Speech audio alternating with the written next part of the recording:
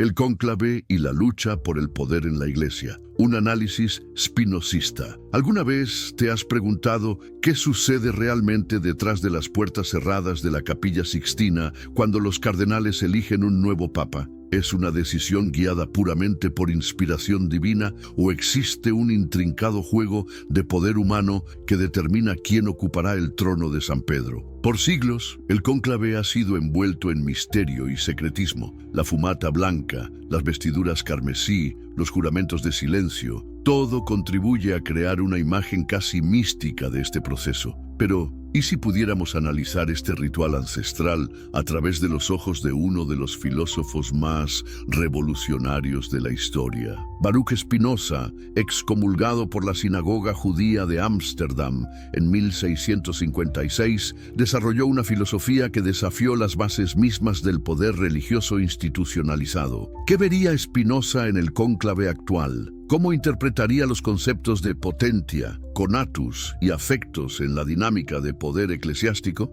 En este análisis nos sumergiremos en las entrañas del poder de la Iglesia, revelando cómo este ancestral ritual confirma sorprendentemente las teorías espinozistas sobre cómo los humanos creamos sistemas de poder basados en afectos e imaginación. Y lo más fascinante, descubriremos que esta institución milenaria, lejos de ser una excepción a las reglas que gobiernan el poder humano, las ejemplifica con asombrosa precisión. ¿Estás listo para ver el cónclave no como un evento divino, sino como la máxima expresión de la naturaleza humana en su incesante búsqueda de poder y autopreservación? Bienvenido a un viaje filosófico que cambiará para siempre tu forma de entender la elección papal, los orígenes del cónclave y la teoría del poder en Spinoza. ¿Sabes cómo se elegía al papa en los primeros siglos del cristianismo? La historia de la elección papal está marcada por el caos, la violencia y la intervención política. En los albores de la Iglesia, cuando moría un papa, Roma se convertía en un campo de batalla donde facciones rivales luchaban por imponer a su candidato. ¿Te imaginas multitudes enfurecidas irrumpiendo en basílicas? ¿Nobles romanos sobornando al clero? ¿Emperadores imponiendo sus favoritos mediante amenazas militares? Así fue durante siglos. El punto de inflexión llegó en 1261, en la pequeña ciudad italiana de Viterbo. Tras casi 3 años sin conseguir elegir un nuevo papa, los habitantes de la ciudad, exasperados, decidieron tomar medidas drásticas. Encerraron a los cardenales en el palacio papal, redujeron progresivamente su comida y finalmente hasta retiraron el techo del edificio. Con clave bajo llave, nació así el cónclave como lo conocemos hoy. ¿No es fascinante que una de las instituciones más solemnes de la historia surgiera de un acto de desesperación ciudadana? Durante los siglos siguientes, las normas del cónclave se fueron refinando. El Papa Gregorio X estableció en 1274 las primeras reglas formales, incluyendo el aislamiento total de los cardenales y la reducción progresiva de su alimentación si la elección se prolongaba. El Papa Pío IV, en 1562, añadió el secreto absoluto bajo pena de excomunión. ¿Por qué tanto empeño en el secretismo? ¿Qué tenían que ocultar? Las reglas continuaron evolucionando hasta el siglo XX, cuando Juan Pablo II revisó el proceso permitiendo baños privados y aire acondicionado en las celdas cardenalicias, una concesión a la modernidad que hubiera escandalizado a sus predecesores. Pero, ¿cómo analizaría Baruch Spinoza esta evolución histórica? Para comprenderlo, debemos adentrarnos en la vida de este revolucionario pensador del siglo XVII. Nacido en la comunidad judía de Ámsterdam en 1632, Spinoza fue excomulgado a los 24 años mediante un herem, anatema, de extraordinaria severidad. Su crimen: cuestionar la autoridad religiosa y proponer una visión de Dios que identificaba a la divinidad con la naturaleza misma, Deus sive natura. ¿No es irónico que un hombre expulsado de su comunidad religiosa nos ofrezca las herramientas más precisas para analizar el funcionamiento interno de otra institución religiosa? En su Tratado Teológico Político, publicado anónimamente en 1670, Spinoza realizó una disección implacable de cómo las religiones institucionalizadas utilizan la superstición y el miedo para mantener su poder. Distinguió claramente entre la verdadera religión, basada en la justicia y la caridad, y la superstición, que manipula las esperanzas y temores humanos para asegurar la obediencia. No resuena esta distinción cuando observamos la pompa y ceremonia del cónclave contrapuesta a su función política real. El concepto spinozista de potentia resulta particularmente revelador al analizar la Iglesia Católica. Para Spinoza, la potentia representa la capacidad productiva y creativa de un ser para perseverar en su existencia. A diferencia de la potestas, poder institucionalizado y jerárquico, la potentia constituye el poder real que emerge de la multitud. ¿Cómo ha logrado la Iglesia transformar la potentia colectiva de millones de fieles en una potestas institucionalizada tan duradera? Lo que vemos en el Vaticano es precisamente esta transformación magistral, una institución que ha canalizado la energía espiritual de sus seguidores en estructuras de poder concretas. ¿No es fascinante esta paradoja? La Iglesia predica humildad, pobreza y servicio mientras habita palacios, acumula riquezas y ejerce influencia política global. Spinoza vería aquí un ejemplo perfecto de cómo las instituciones religiosas manipulan las pasiones humanas para fortalecer su poder. Fundamental en el sistema spinozista es el concepto de conatus, el esfuerzo por perseverar en el ser. Todo ente, desde una piedra hasta un imperio, se esfuerza por mantener y aumentar su existencia. La Iglesia Católica ha desarrollado quizás el conatus institucional más sofisticado de la historia. ¿Qué otra organización ha sobrevivido 2 milenios de guerras, cismas, revoluciones y escándalos? El cónclave mismo puede verse como una brillante expresión de este conatus eclesiástico. Al garantizar una transición ordenada del poder supremo, la Iglesia evita las crisis sucesorias que han destruido innumerables dinastías e imperios. El aislamiento de los cardenales, lejos de ser meramente simbólico, funciona como un mecanismo para minimizar las influencias externas que podrían amenazar la coherencia institucional. No es sorprendente que una institución que se proclama guiada por el Espíritu Santo haya desarrollado simultáneamente los mecanismos políticos más sofisticados para asegurar su supervivencia terrenal. La mecánica del cónclave, bajo la óptica spinozista. ¿Has contemplado alguna vez la Capilla Sixtina más allá de su valor artístico? Durante el cónclave, este espacio sublime se transforma en un sofisticado mecanismo político. ¿Por qué elegir precisamente este lugar? La arquitectura no es casual. Los frescos de Miguel Ángel que representan el juicio final supervisan desde el techo a los cardenales electores, recordándoles constantemente las consecuencias eternas de sus decisiones terrenales. ¿Existe mejor forma de condicionar psicológicamente a quienes deben tomar una decisión trascendental? El aislamiento físico del cónclave constituye una verdadera tecnología de poder. Las ventanas selladas, las puertas cerradas, la prohibición de dispositivos electrónicos son medidas para facilitar la inspiración divina o mecanismos para controlar los afectos de los cardenales. Spinoza, que analizó meticulosamente cómo el entorno físico modifica nuestros estados afectivos, vería aquí un dispositivo magistral para intensificar ciertas pasiones, urgencia, responsabilidad histórica, trascendencia, mientras minimiza otras, distracciones mundanas, influencias externas. Cada espacio dentro del área del cónclave cumple una función específica en esta coreografía del poder. Las celdas espartanas donde duermen los cardenales contrastan deliberadamente con la magnificencia de la capilla donde votan. Los comedores comunes fuerzan encuentros informales donde se forjan alianzas. Los pasillos estrechos propician conversaciones íntimas entre potenciales aliados. ¿No es fascinante cómo la disposición espacial misma está diseñada para catalizar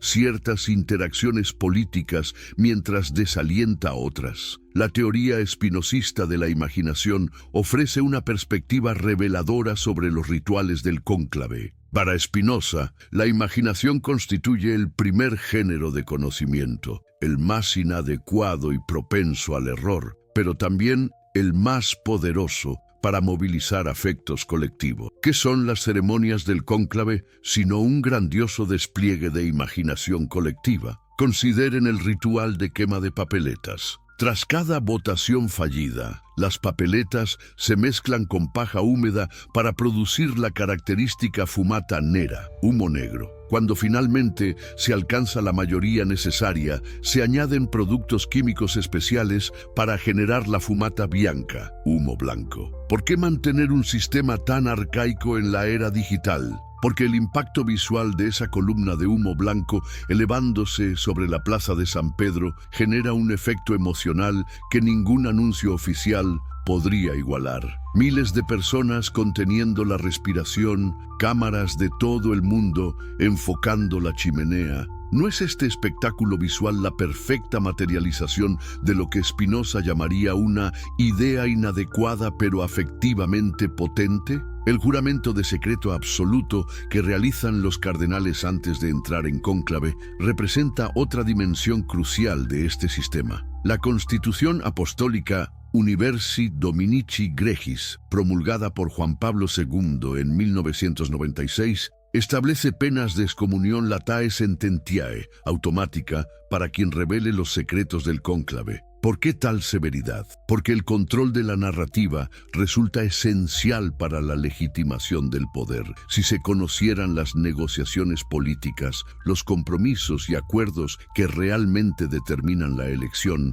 mantendría el resultado la misma aura de designio divino. Más allá de las reglas escritas, existen códigos no escritos igualmente importantes. Por ejemplo, existe el entendimiento tácito de que los cardenales no deben hacer campaña abiertamente por sí mismos. ¿Has oído la expresión "quien entra en cónclave como papa, sale como cardenal"? Se refiere a la tradición de que los favoritos evidentes rara vez resultan elegidos. ¿Por qué? Porque la ambición demasiado visible genera resistencia entre los pares. Un análisis espinosista identificaría aquí cómo la envidia y el resentimiento, afectos que Spinoza clasificaba como pasiones tristes, operan como reguladores políticos dentro del sistema. La matemática del cónclave merece especial atención. La regla de la mayoría cualificada de 2/3 para elegir al Papa se estableció en el Tercer Concilio de Letrán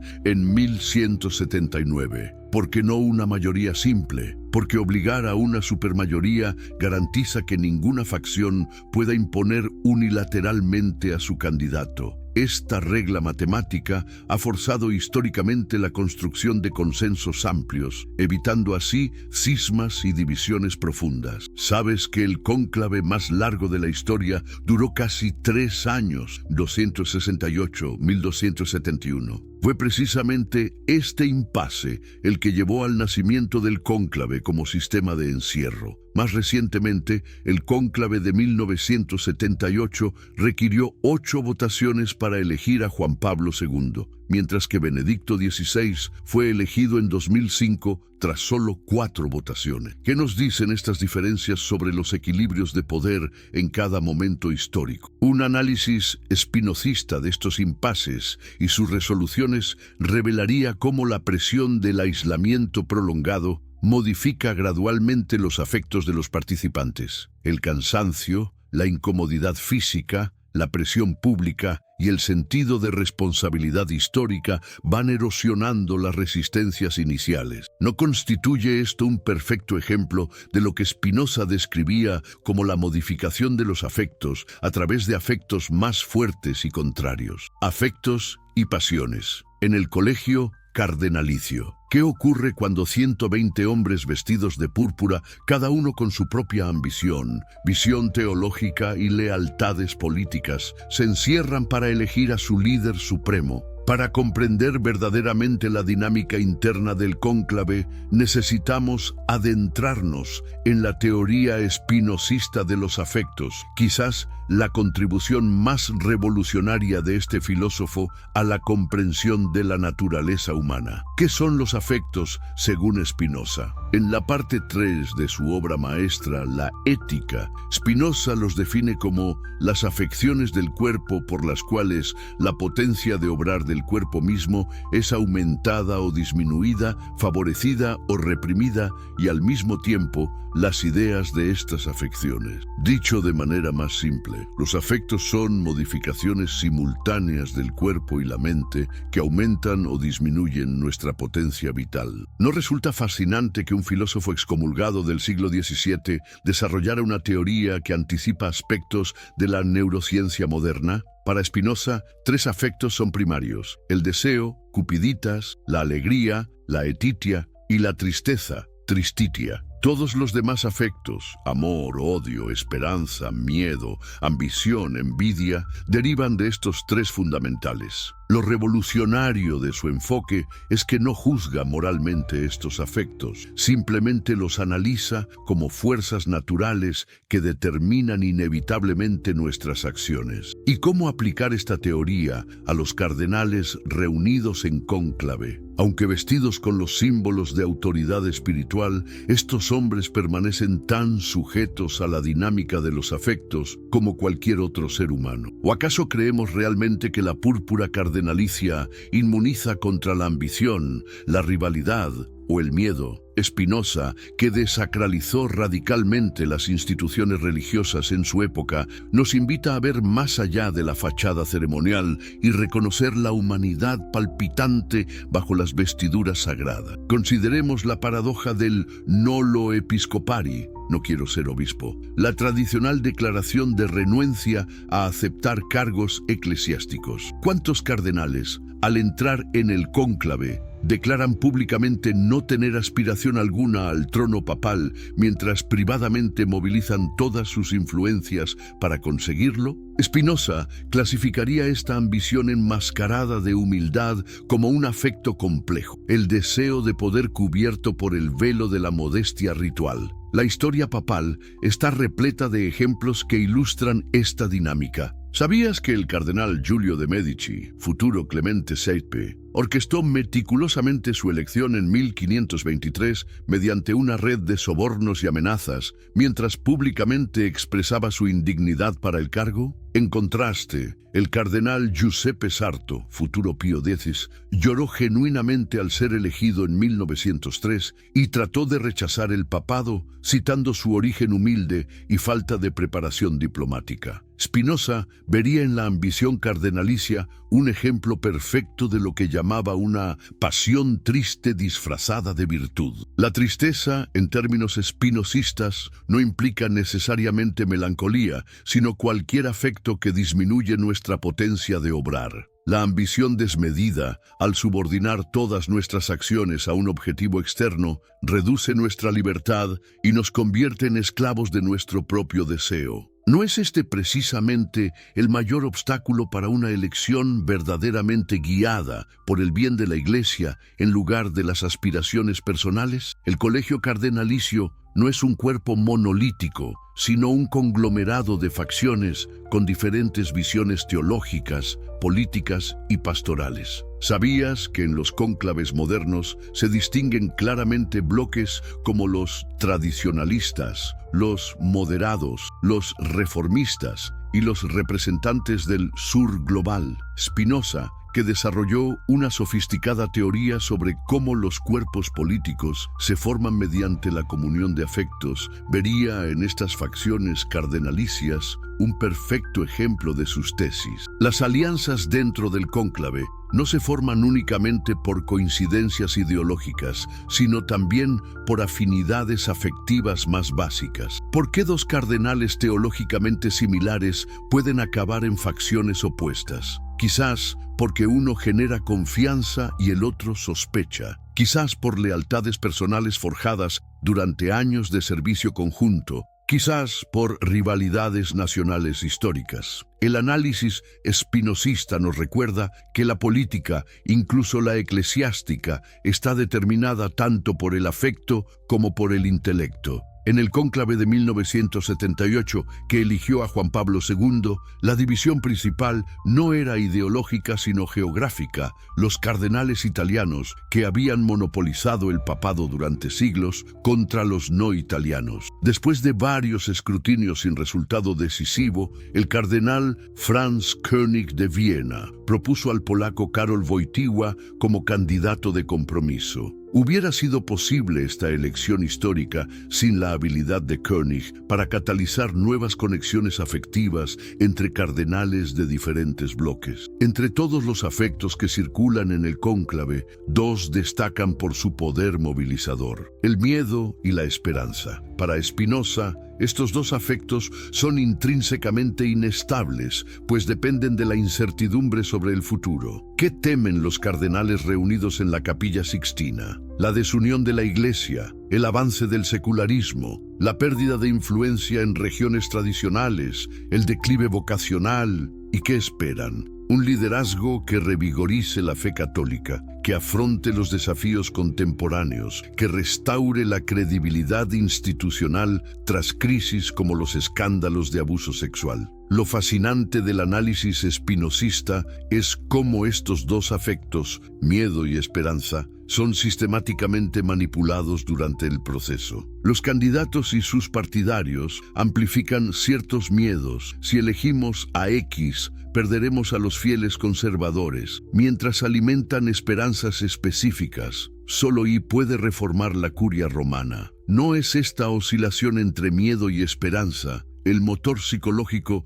que impulsa todo el proceso electoral? En el cónclave de 2013, que eligió al Papa Francisco, el miedo predominante era la continuación del declive institucional, simbolizado por la inédita renuncia de Benedicto XVI, mientras la esperanza se cifraba en un liderazgo capaz de comunicar efectivamente en un mundo mediático y secularizado. No fue precisamente la capacidad del cardenal Bergoglio para responder a estos afectos colectivos lo que le llevó al trono papal. Los papeles en el gran teatro del cónclave. ¿Alguna vez te has preguntado quiénes son realmente los actores principales en ese teatro sagrado que es la elección papal? ¿Qué fuerzas invisibles mueven los hilos detrás de las cortinas carmesí del Vaticano? El cónclave, ese ritual milenario donde se decide quién ocupará el trono de San Pedro, es mucho más que una simple votación entre hombres vestidos de rojo. El cardenal, hacedor de reyes, el poder sin la corona. La historia del papado está repleta de figuras fascinantes que, sin jamás ceñirse la tiara papal, definieron el rumbo de la Iglesia por generaciones. ¿No resulta paradójico que algunos de los hombres más influyentes en la historia del catolicismo nunca llegaron a ser papas? El cardenal Kingmaker representa la quinta esencia del poder indirecto que tanto interesaría a Spinoza. Tomemos el caso del cardenal Consalvi, quien en el cónclave de 1823 manipuló magistralmente las votaciones para evitar la elección del ultraconservador cardenal Di Gregorio, logrando en su lugar la elección del moderado León XII. ¿No es asombroso cómo un solo hombre, mediante la cuidadosa orquestación de alianzas y la explotación estratégica de los temores ajenos, pudo redirigir el timón de la Iglesia sin ocupar él mismo el puesto supremo? O consideremos al legendario cardenal Jean Villot, quien durante 3 cónclaves consecutivos, los que eligieron a Pablo VI, Juan Pablo I y Juan Pablo II, ejerció una influencia determinante desde las sombras. ¿Acaso no encarnan estos hombres la máxima espinosista de que el poder efectivo no siempre coincide con las estructuras formales de autoridad? La mecánica del poder indirecto resulta fascinante bajo el microscopio espinosista. En el Tractatus Politicus, Spinoza argumenta que el verdadero poder no reside necesariamente en aquellos que ostentan los títulos oficiales, sino en quienes comprenden y manipulan efectivamente los afectos colectivos. ¿No es precioso este parámetro paralelismo con el cardenal hacedor de reyes, quien comprende que para controlar el destino de la Iglesia es más eficaz colocar a un títere agradecido en el trono que ocuparlo uno mismo. El arte de estos cardenales influyentes consiste precisamente en lo que Spinoza llamaría una gestión efectiva de los afectos ajenos. Explotar los miedos de algunos cardenales sobre candidatos demasiado reformistas, alimentar la esperanza de otros respecto a un papado que favorezca sus intereses regionales, y cultivar estratégicamente el afecto de gratitud en el eventual ganador. ¿Existe acaso un laboratorio más perfecto para la teoría spinozista de los afectos que los pasillos de la Casa Santa Marta durante un cónclave? El papabile y la paradoja de quien entra papa, sale cardenal.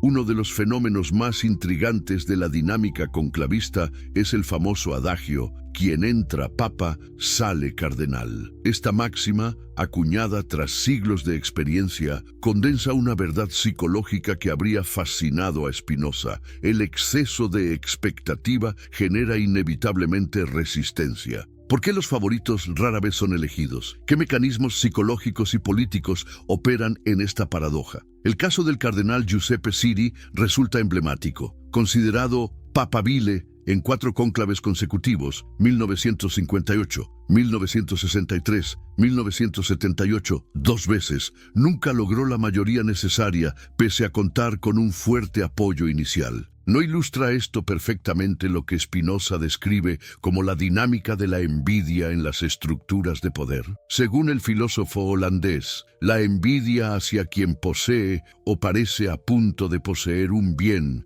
que solo uno puede disfrutar es una de las pasiones más determinantes en las luchas políticas. La historia de los cónclaves está llena de estos papables frustrados. El cardenal Carlo Maria Martini, intelectual jesuita admirado globalmente, vio su candidatura saboteada en 2005 por quienes temían su apertura teológica. El cardenal Bartolucci, maestro de la Capilla Sixtina, fue neutralizado por ser considerado demasiado artista para liderar la Iglesia. ¿No revela esto la profunda verdad spinozista de que en política la percepción de excesiva diferenciación se convierte automáticamente en amenaza? Un papabile estratégicamente inteligente debe ejecutar un delicado ballet, demostrar competencia sin despertar temor, proyectar autoridad sin parecer autoritario, mostrar piedad sin exhibicionismo espiritual.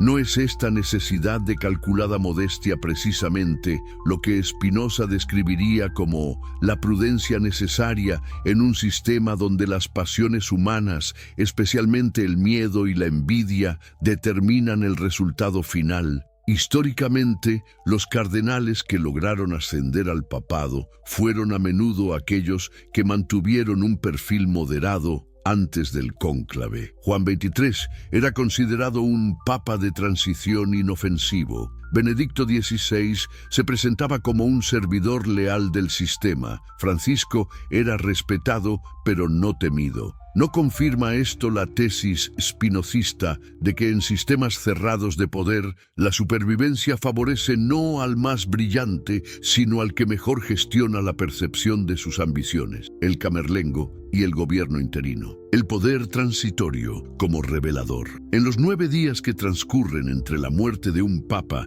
y el inicio del cónclave, un solo hombre concentra extraordinarios poderes ejecutivos, el camerlengo. Esta figura, temporalmente investida de autoridad para administrar la sede vacante, ofrece un fascinante caso de estudio sobre la naturaleza del poder transitorio. ¿Qué nos revela esta autoridad efímera sobre las estructuras permanentes del poder eclesiástico? El ritual mediante el cual el camerlengo confirma la muerte del pontífice merece especial atención desde una perspectiva spinozista. 3 golpes en la frente del difunto con un pequeño martillo de plata, llamándolo por su nombre de bautismo, no por su título papal. ¿No simboliza este acto la separación entre el hombre mortal y el cargo inmortal, entre la naturaleza finita del individuo y la naturaleza pretendidamente eterna de la institución? La historia ha presenciado camerlengos que expandieron sutilmente su autoridad durante este período liminal. Durante la sede vacante de 1922, el cardenal Rafael Merry del Val, como camerlengo,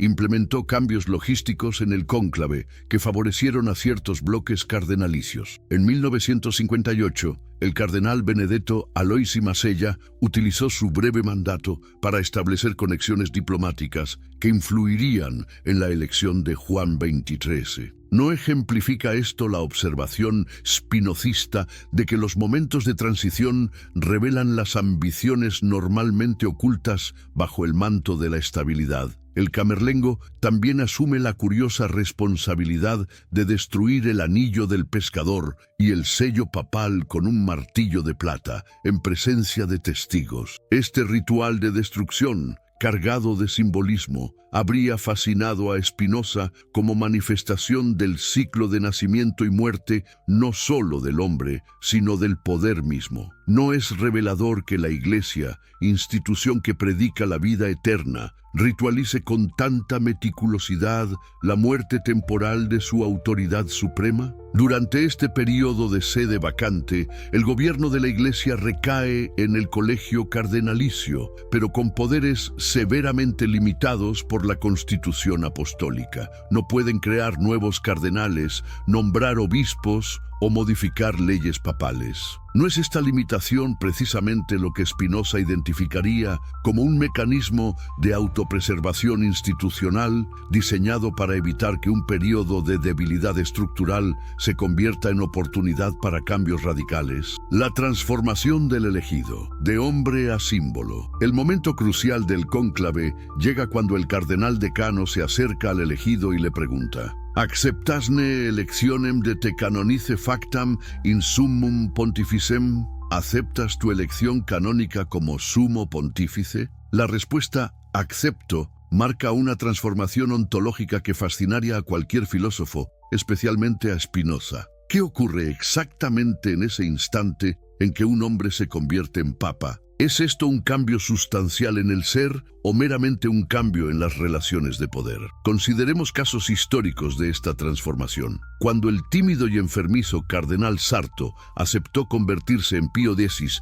en 1903, los testigos describieron un cambio inmediato en su postura, voz y presencia. El cardenal Pacelli, diplomático reservado, al convertirse en Pío XII en 1939, abandonó instantáneamente sus gestos dubitativos, adoptando la hierática pose que caracterizaría su pontificado. No estamos presenciando aquí lo que Spinoza llamaría una transformación no en la esencia del individuo, sino en su modo de existencia y en la percepción colectiva de su ser. La elección del nombre papal constituye la primera decisión del nuevo pontífice y revela mucho sobre su programa político e ideológico. Cuando el cardenal Ratzinger eligió el nombre Benedicto XVI en 2005, evocaba deliberadamente a Benedicto XV, Papa pacificador durante la Primera Guerra Mundial, señalando su intención de pacificar la Iglesia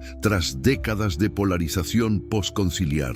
Al elegir Francisco en 2013, el cardenal Bergoglio rompió con siglos de tradición para vincular su pontificado con el santo de la pobreza y la reconstrucción eclesial. ¿No es esta selección nominal un ejercicio perfectamente spinozista de construcción identitaria a través de conexiones afectivas con la memoria colectiva? El ritual de vestir al nuevo papa con las vestiduras blancas pontificias, abandonando el rojo cardenalicio, tiene profundas implicaciones simbólicas. ¿Por qué el blanco? La tradición lo vincula a la pureza, pero Spinoza nos invitaría a ver más allá. El blanco, conteniendo todos los colores, simboliza un poder que trasciende y contiene todas las facciones. El nuevo papa debe aparecer como elevado por encima de las divisiones que momentos antes definían el cónclave. ¿No es este cambio cromático la perfecta expresión visual de lo que Spinoza llamaría la necesaria trascendencia aparente de quien ejerce el poder unificador? Estrategias de poder a la luz del tratado político. ¿Qué habría pensado Spinoza, aquel judío excomulgado de Ámsterdam, sobre la maquinaria de poder más antigua y refinada del mundo occidental? Aunque su Tractatus Politicus quedó inconcluso precisamente antes de abordar la monarquía absoluta, sus principios nos ofrecen herramientas extraordinarias para diseccionar el funcionamiento del poder papal. El tratado político inconcluso y su aplicación al papado. La muerte interrumpió a Spinoza cuando se disponía a analizar las monarquías absolutas en su Tractatus Politicus. ¿Casualidad o providencia que no llegara a examinar la forma de gobierno más análoga al papado? Sin embargo, los principios desarrollados en los capítulos anteriores resultan extraordinariamente aplicables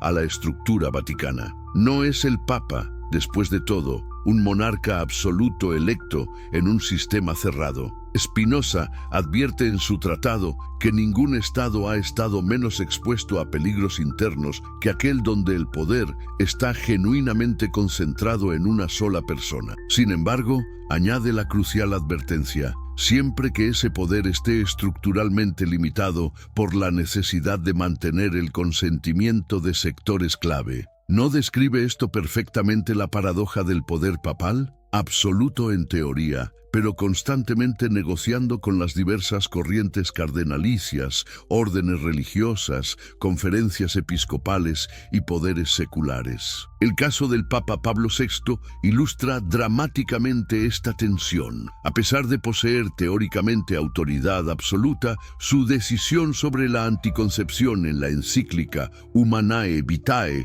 1968 generó tal resistencia interna que paralizó muchas de sus posteriores iniciativas reformistas. Por el contrario, Juan Pablo II demostró mayor habilidad espinosista al equilibrar su autoritarismo doctrinal con concesiones estratégicas a diversos grupos dentro de la Iglesia. ¿No confirma esto la observación fundamental de Spinoza de que incluso el gobernante más absoluto debe comprender y manipular los afectos de los gobernados para conservar efectivamente su poder? La estructura del gobierno vaticano, con su elaborado sistema de dicasterios, congregaciones y consejos pontificios, materializa precisamente lo que Spinoza identificaba como necesario en cualquier régimen: mecanismos que creen la ilusión de participación mientras preservan la concentración efectiva del poder decisional. No es la consulta permanente a los cardenales, combinada con la libertad absoluta del Papa para ignorar sus consejos, la perfecta expresión del equilibrio espinosista entre apariencia deliberativa y realidad centralizada. La neutralización de opositores. Un arte maquiavélico. El arte supremo del poder no consiste en derrotar abiertamente a los adversarios, sino en hacer innecesaria su derrota mediante su neutralización estratégica. Esta máxima, que Spinoza habría aprobado, encuentra su expresión perfecta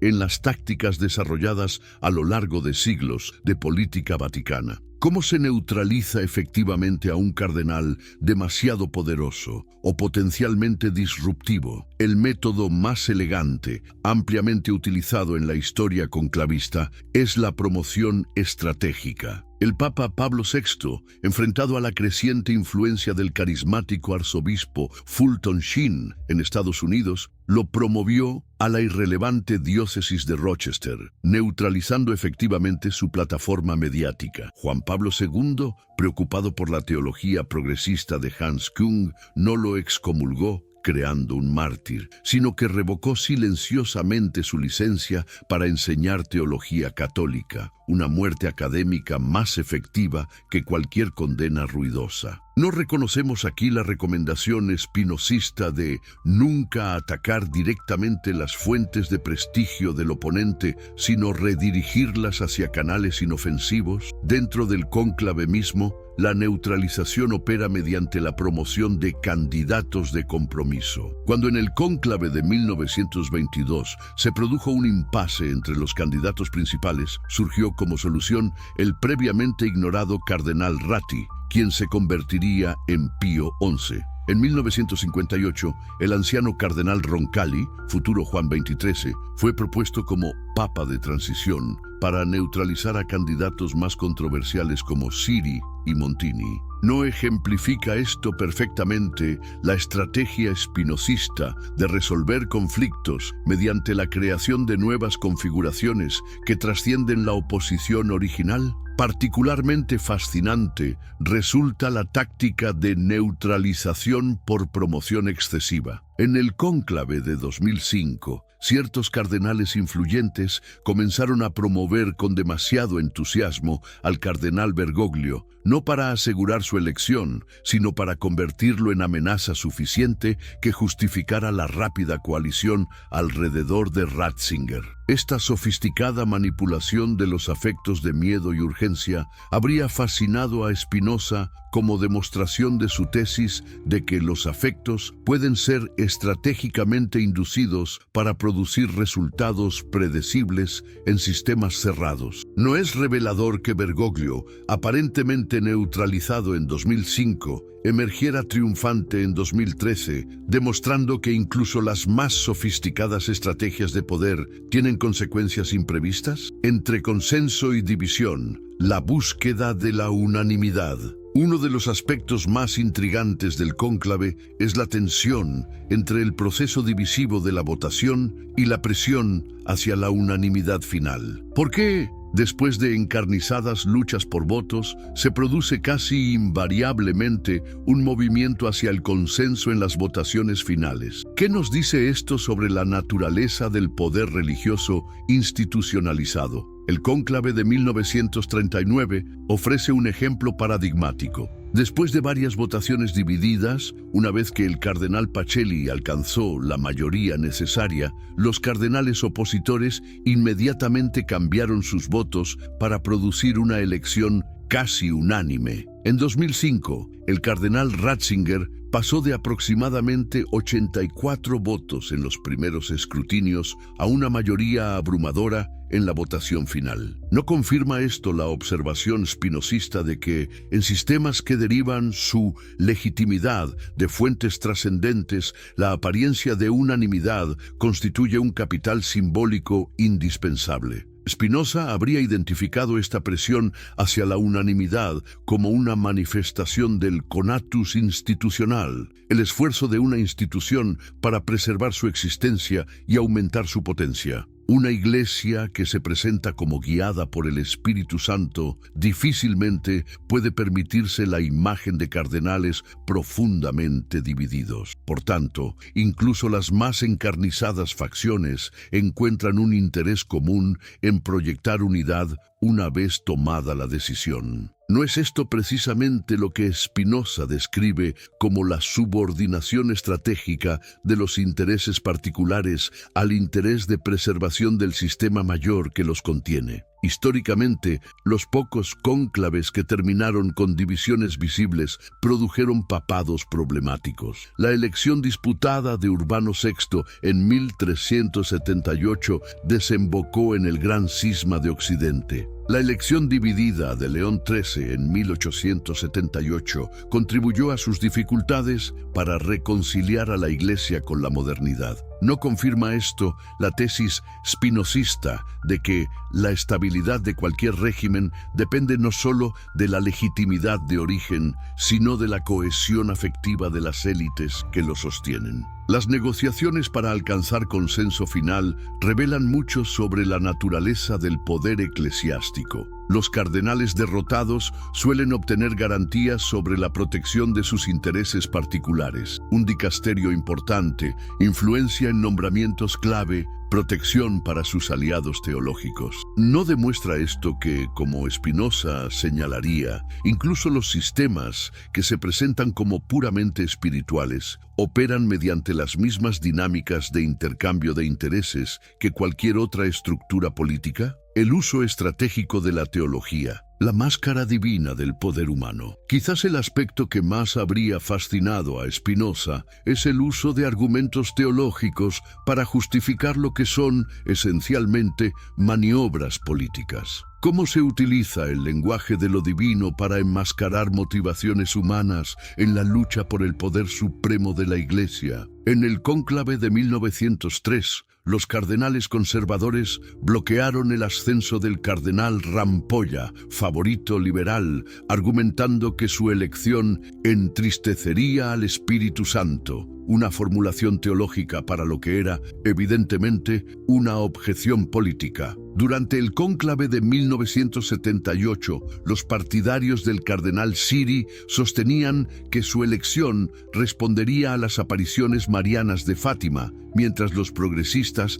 argumentaban que el Espíritu pedía abrir las ventanas, continuando el legado conciliar. ¿No es esto exactamente lo que Spinoza denunciaba como la instrumentalización de lo divino para propósitos políticos humanos? Las consignas teológicas juegan un papel crucial en la formación de coaliciones electorales. Continuidad con la tradición, fidelidad al Concilio Vaticano II, nueva evangelización, opción preferencial por los pobres. Todas estas fórmulas aparentemente doctrinales funcionan como códigos para posiciones políticas dentro de la Iglesia. ¿No confirma esto la observación espinosista de que el lenguaje teológico sirve primariamente para codificar y legitimar relaciones de poder que serían más difíciles de justificar en términos puramente seculares? El uso del Espíritu Santo como legitimador supremo merece especial atención. Cuando el cardenal Ratzinger, como decano del Colegio Cardenalicio, exhortaba a sus colegas antes del cónclave de 2005 a estar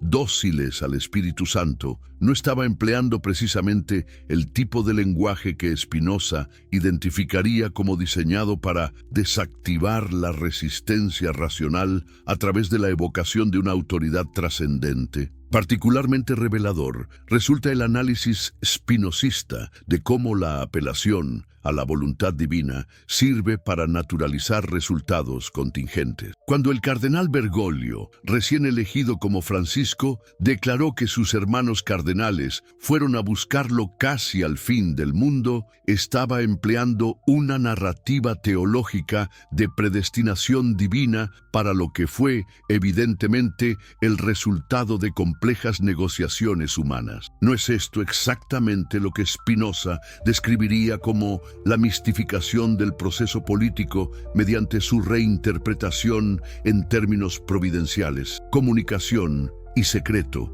el cónclave, como sistema cerrado. ¿Qué ocurre realmente cuando 700 años de historia, tradición y política se encierran bajo llave en la Capilla Sixtina? ¿Cómo funciona un sistema deliberativo diseñado para ser hermético en un mundo donde la información fluye libremente? El cónclave papal representa el último gran secreto institucionalizado de Occidente, un experimento sociológico que habría fascinado profundamente a Spinoza. El juramento de secreto, control informativo como tecnología de poder. El primer acto formal de un cónclave es un juramento solemne. Cada cardenal, con la mano sobre los evangelios, promete mantener inviolable secreto sobre todo lo ocurrido durante las deliberaciones, bajo pena de excomunión latae sententiae, automática. Porque una institución que predica la verdad comienza su acto más importante con la imposición del silencio. ¿Qué nos revela esta paradoja sobre la naturaleza del poder religioso?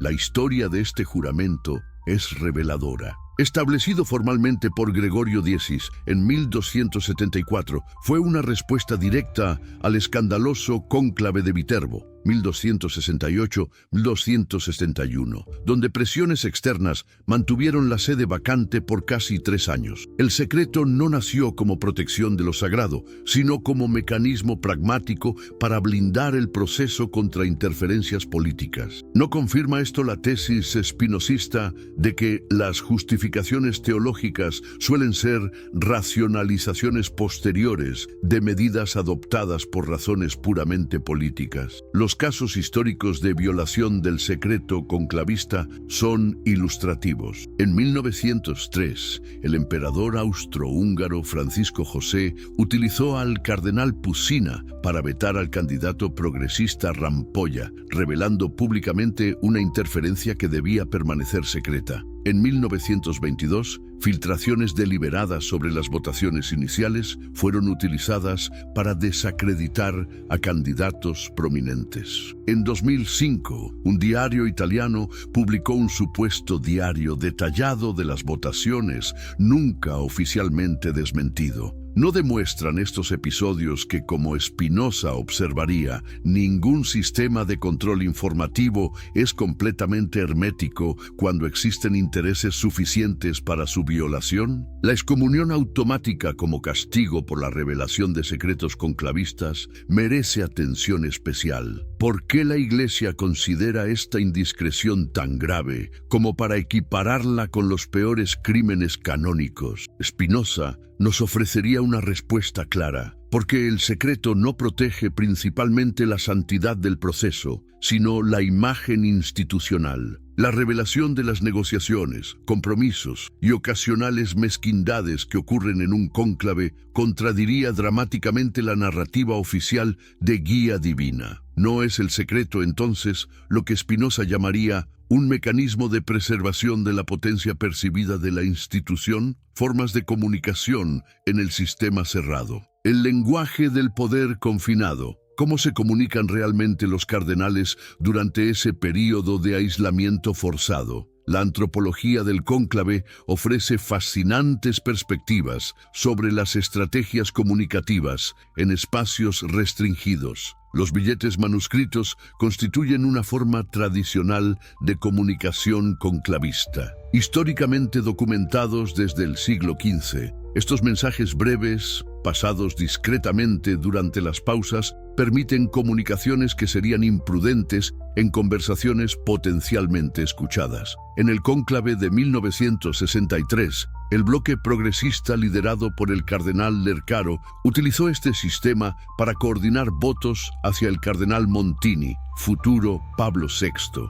¿No ejemplifica esto la observación spinocista de que todo sistema de vigilancia genera inmediatamente sus propios mecanismos de evasión? Las comidas compartidas representan espacios cruciales de negociación. Desde que Juan Pablo II modificó las reglas permitiendo a los cardenales comer juntos en la Casa Santa Marta, estas cenas se han convertido en el escenario principal de formación de coaliciones. Durante el cónclave de 2013, las cenas organizadas por cardenales latinoamericanos fueron instrumentales en la construcción de la candidatura de Bergoglio. ¿No confirma esto la intuición espinocista de que los espacios de aparente distensión son frecuentemente más decisivos para el ejercicio del poder que los espacios formalmente designados para ello? El lenguaje corporal y los códigos no verbales adquieren extraordinaria importancia en un entorno donde las palabras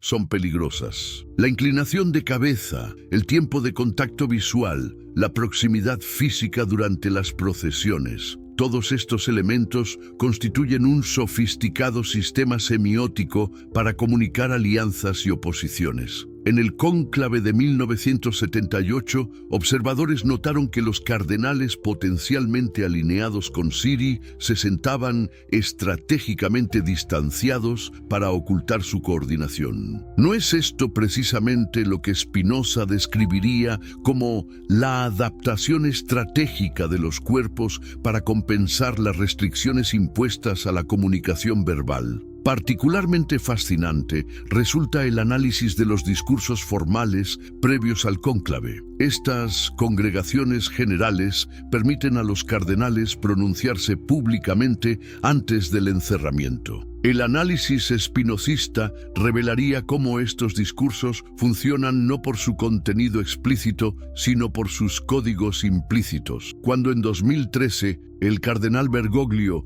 habló de una iglesia que no se referencia a sí misma, estaba enviando un mensaje codificado a los cardenales hartos del centralismo curial. ¿No confirma esto la observación espinosista de que en sistemas donde la comunicación directa es peligrosa, el discurso público se estructura en múltiples niveles semánticos simultáneos? El mundo exterior, entre el aislamiento y la influencia. ¿Está el cónclave realmente aislado del mundo exterior? La tensión entre el ideal de reclusión total y la inevitable permeabilidad informativa constituye uno de los aspectos más intrigantes del proceso. Históricamente, la preocupación por la interferencia externa era primordialmente política. El aislamiento buscaba prevenir la influencia de monarcas europeos y poderes seculares. El dramático cónclave de 1799-1800, celebrado en Venecia bajo ocupación austríaca, demostró cómo la presión política externa podía deformar el proceso electivo. ¿No confirma esto la preocupación espinosista por la vulnerabilidad de las instituciones a la cooptación por poderes externos cuando pierden su autonomía operativa? En la era contemporánea, la preocupación se ha desplazado hacia la interferencia mediática y tecnológica. El cónclave de 2013 implementó medidas sin precedentes, inhibidores de señal celular, detectores de dispositivos electrónicos y barridos antiespionaje en la Capilla Sixtina. Sin embargo, estas medidas evidencian precisamente la imposibilidad del aislamiento total. ¿No revela esto la paradoja espinosista de que cuanto más elaborados son los sistemas de control informativo, más claramente señalan la imposibilidad fundamental de un control absoluto? La influencia de la opinión pública sobre el cónclave, pese al aislamiento teórico, es innegable. Los cardenales llegan al cónclave habiendo absorbido durante semanas la cobertura mediática global sobre papables, facciones y expectativas. En 2005, la narrativa mediática sobre la necesidad de un papa de continuidad tras el carismático Juan Pablo II indudablemente influyó en la rápida elección de Ratzinger. En 2013, la cobertura a la geopolítica y globalización del Colegio Cardenalicio. ¿Quién hubiera imaginado hace apenas un siglo que el cónclave para elegir al sumo pontífice dejaría de ser un asunto predominantemente italiano? Durante siglos, el poder eclesiástico se concentró en manos europeas, específicamente italianas. Pero ¿qué ocurre cuando una institución que proclama ser católica, es decir, universal, comienza finalmente a reflejar esa universalidad en sus estructuras de poder? La transformación del colegio cardenalicio de un club exclusivamente europeo a una asamblea verdaderamente internacional representa uno de los cambios más significativos en la historia moderna de la Iglesia. Esta evolución no surgió de manera espontánea, sino como resultado de tensiones prolongadas entre el centro tradicional del poder católico y las periferias emergentes. ¿Acaso no es esta tensión precisamente lo que Spinoza identificaría como la manifestación del conatus institucional, el esfuerzo por perseverar en su ser, adaptándose a nuevas realidades para mantener su relevancia y poder? El Papa Pablo VI marcó un punto de inflexión al establecer que ningún país podía tener más del 50% de los cardenales electores. Esta reforma, aparentemente modesta, desencadenó un proceso imparable de internacionalización. Juan Pablo II profundizó esta tendencia nombrando cardenales de países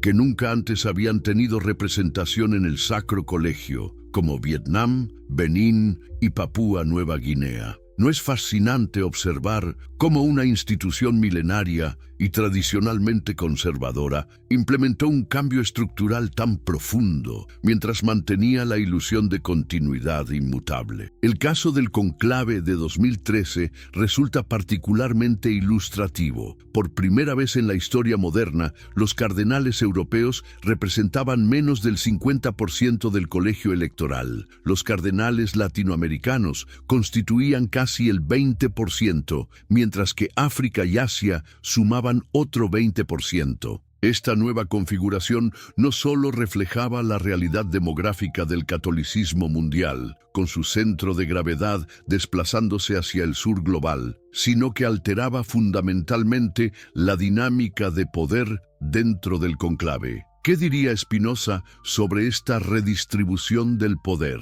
Probablemente señalaría que se trata de una adaptación necesaria, no motivada por un súbito ataque de equidad o justicia, sino por el reconocimiento pragmático de que el futuro de la Iglesia depende de su capacidad para incorporar a las regiones donde el catolicismo crece con mayor vigor. La inclusión controlada funciona como una válvula de escape que permite canalizar presiones transformadoras sin amenazar la estabilidad fundamental de la institución. Los bloques continentales dentro del colegio cardenalicio operan siguiendo dinámicas complejas que van más allá de la simple geografía. El bloque latinoamericano, por ejemplo, no constituye un monolito ideológico. Incluye desde cardenales profundamente identificados con la teología de la liberación hasta conservadores doctrinales. Sin embargo, comparten experiencias y perspectivas derivadas de realidades sociales marcadas por la desigualdad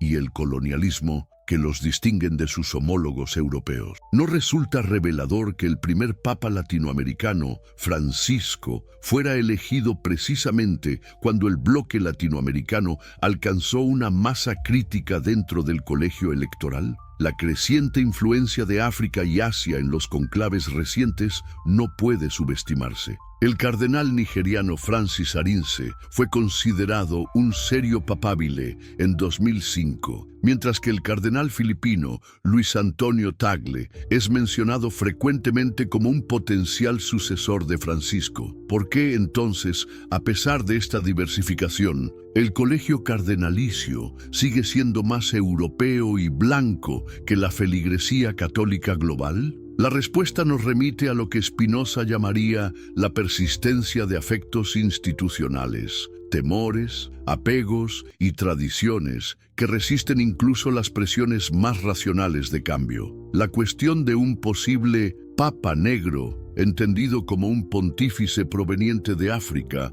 o de ascendencia africana, ejemplifica estas tensiones. La novela The Shoes of the Fisherman imaginó en 1963 la elección de un papa no italiano como una revolución impensable. Hoy, tras papas polacos, alemanes y argentinos, la nacionalidad ya no parece un obstáculo insuperable. Sin embargo, ¿qué barreras invisibles operan todavía en los mecanismos selectivos del conclave? ¿Qué prejuicios implícitos influyen en la evaluación de papabilidad?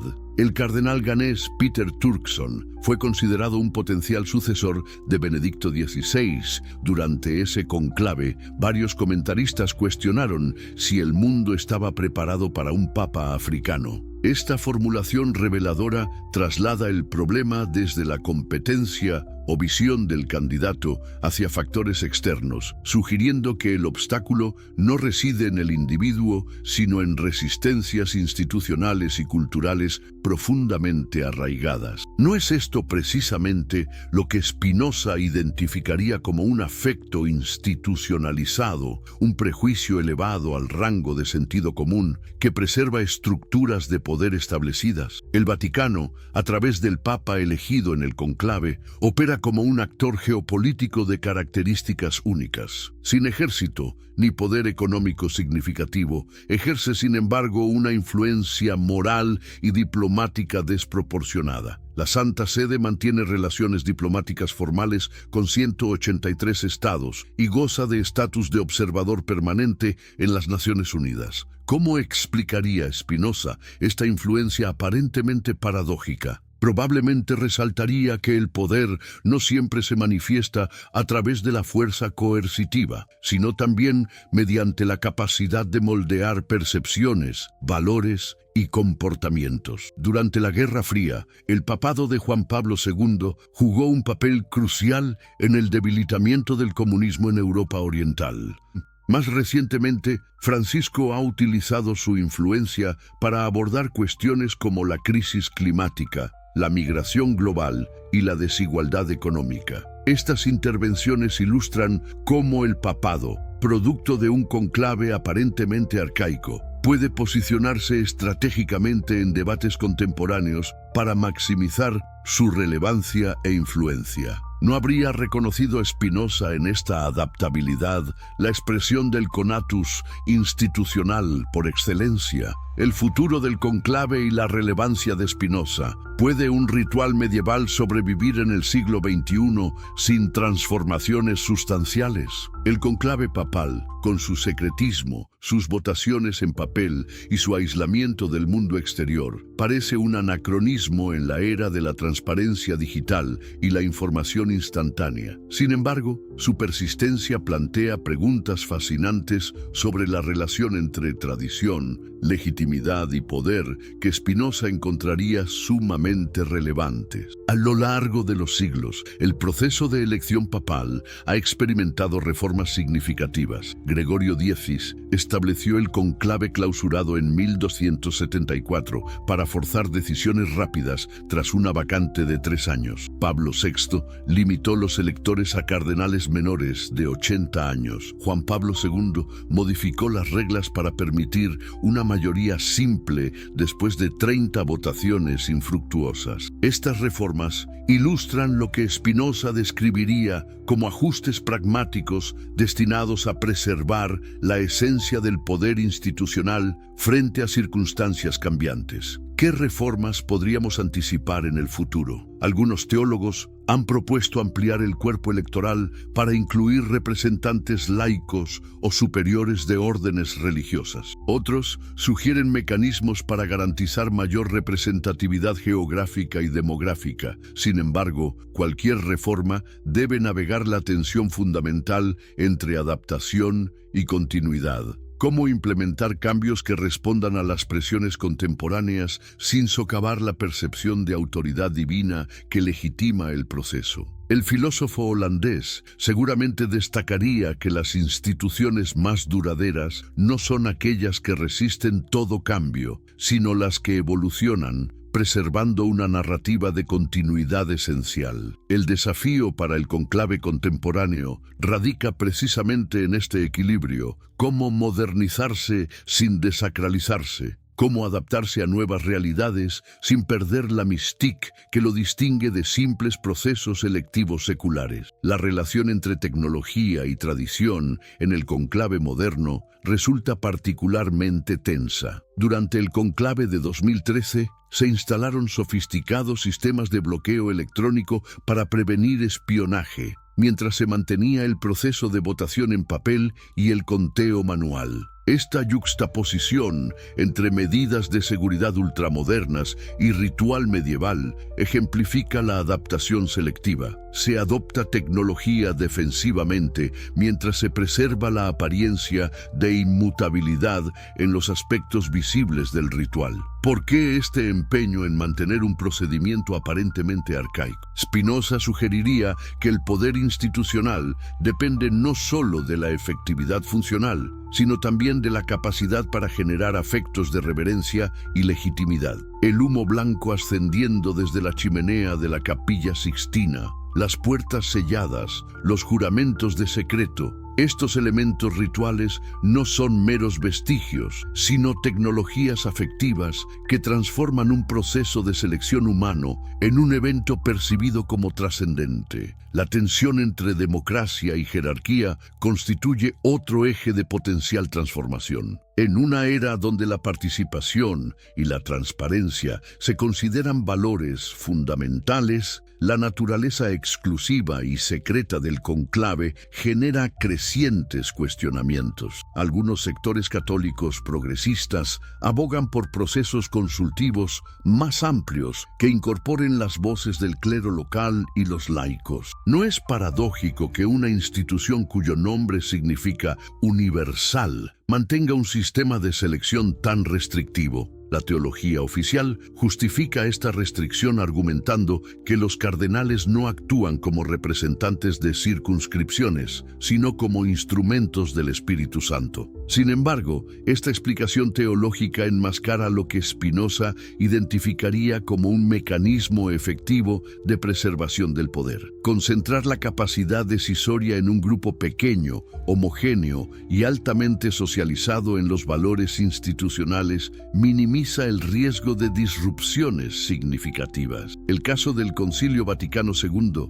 1962-1965, ofrece un contraste ilustrativo. Al ampliar dramáticamente la participación en las deliberaciones eclesiales, este concilio produjo transformaciones que muchos conservadores consideran excesivamente radicales. No sería previsible que un conclave con mayor participación laica o clerical de base pudiera generar resultados similarmente disruptivos. El legado de Spinoza para la comprensión del poder religioso resulta sorprendentemente actual. Su distinción entre teología y política, entre discursos legitimadores y mecanismos efectivos de poder, ofrece herramientas invaluables para analizar instituciones contemporáneas. ¿Acaso el conclave no ejemplifica perfectamente esta dualidad, presentándose como proceso espiritual mientras opera según dinámicas políticas identificables? La aplicación del método geométrico espinosista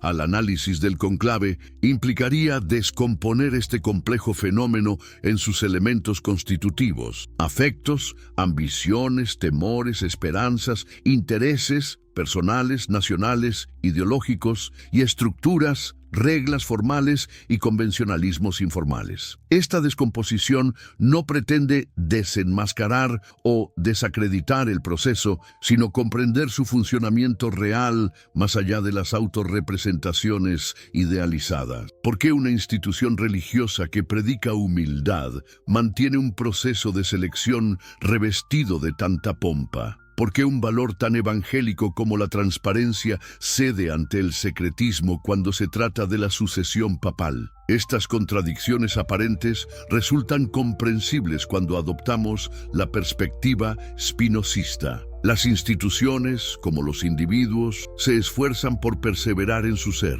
Los rituales, símbolos y procedimientos del conclave han evolucionado precisamente para maximizar la continuidad institucional frente a las presiones potencialmente disruptivas de la sucesión de liderazgo. El pensamiento libre, la capacidad de analizar críticamente las instituciones despojándolas de su aura sacralizada, constituye simultáneamente la mayor amenaza y la mayor esperanza para estructuras de poder como el conclave. Amenaza porque desmitifica procesos presentados como sagrados, esperanza porque posibilita una reforma racional basada en valores auténticamente universales. Reflexión final. El conclave papal, visto a través del prisma spinozista, se nos revela como un fascinante microcosmos donde convergen lo sagrado y lo político, lo universal y lo particular, la tradición y la adaptación. Este ritual centenario, lejos de ser simplemente una reliquia del pasado, funciona como un sofisticado mecanismo de autopreservación institucional